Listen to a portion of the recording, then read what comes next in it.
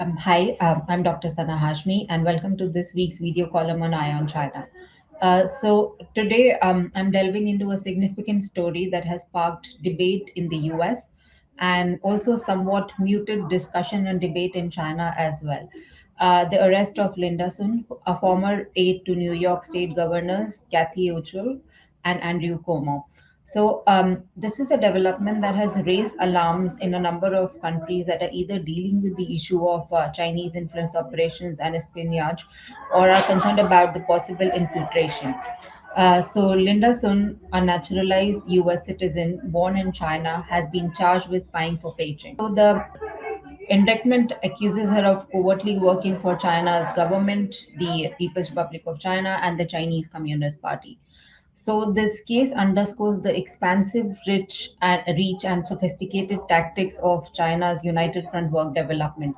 So Sun's alleged actions include obstructing Taiwanese representatives to meet the New York State government officials, and then omitting references to Uyghurs and human rights issues in Xinjiang from speeches, and also facilitating fraudulent state invites for Chinese delegations. Um, Reports also suggest that Sun and her husband Chris, who received millions of dollars and other benefits for these favors in return. So China's response about the arrest of Linda Sun and about this entire episode has been notably restrained, primarily because they do not really want to detail the dialogue, the communication channels that have been resumed after a long stretch of tension between China and US, and specifically after the recently concluded visit of the US NSA to Beijing. So I think this is a very deliberate effort to not really hide this issue from the Chinese side. But of course, there was a muted response, official response from China. Mao the spokesperson for the one of the spokesperson for Chinese Ministry of Foreign Affairs, dismissed the case when asked about this in particular incident in a press conference as a U.S. internal matter. While Liu Pengyu from the Chinese embassy in Washington condemned the charges and actually called it a part of a broader campaign for smearing China. But there is definitely some debate and discussion on Chinese social media and media in Mandarin, not so much in English media. And if we scroll through media, state-owned English media such as Global Times and Shinhua, there's hardly any mention, not specifically on the social media of these media platforms, but there is some discussion in Mandarin. So especially on Weibo, many view the charges are as fabricated or manipulated and even exaggerated. So some argue that Sun's actions were standard international practice. She was just doing her job of advancing diplomacy between China and the US. And some even compared her situation to that of former US President Bill Clinton's speaking engagement when, after leaving office, he went to China and spoke and gave a speech for hundreds of thousands of dollars. So this reflects a broader trend of skepticism and deflection that often accompanies such high-profile cases. So definitely there is a lot of support for Linderson, at least on the Chinese social media. But then what is important to note here is that China's UFWD has a long history of influencing outcomes in Western countries, be it the US, Australia, UK, Canada, and even we have seen some efforts to interfere in India's affair as well from the Chinese side.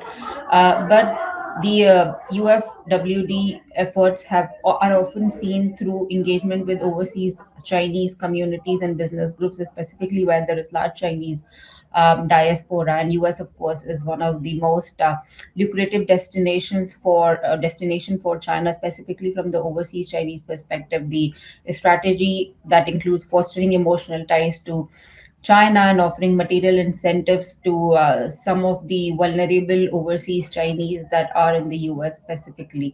So, Sun's case is a vivid example of how China is uh, employing these tactics and blending appeals to heritage with financial rewards to influence key figures abroad.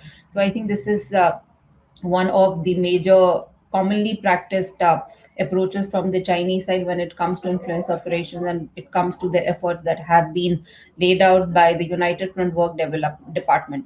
But this is definitely concerning, even though this is not something that's new. This is not something that it has come to the limelight now, and then there have been a number of similar cases in the past as well. But I think what is alarming in this particular case is that Sun was able to operate undetected for years, and she was actually working for the government for a very important office in the New York State government, and it has gone beyond typical influence operation, China's efforts to interfere in countries affairs. So I do believe that this is a very, very alarming cause for countries such as the US and Australia, and perhaps even in India. We have to think about how to deal with China's influence operation tactics. But as the debate continues and the US presidential elections approaches, and this is one of the major reasons and causes why this has also become a topic of debate in the US as the presidential elections approaching, and how China is definitely one of the most important topics of discussion in the US now. The Linda Sun case serves as a reminder of the complex and the evolving nature of China's growing influence within these deep state system, governmental system. So it definitely highlights how deeply China's influence operation can penetrate, and it highlights the ongoing challenge of addressing this sophisticated strategy that China has been employing. Thank you for watching, and I'll see you next week.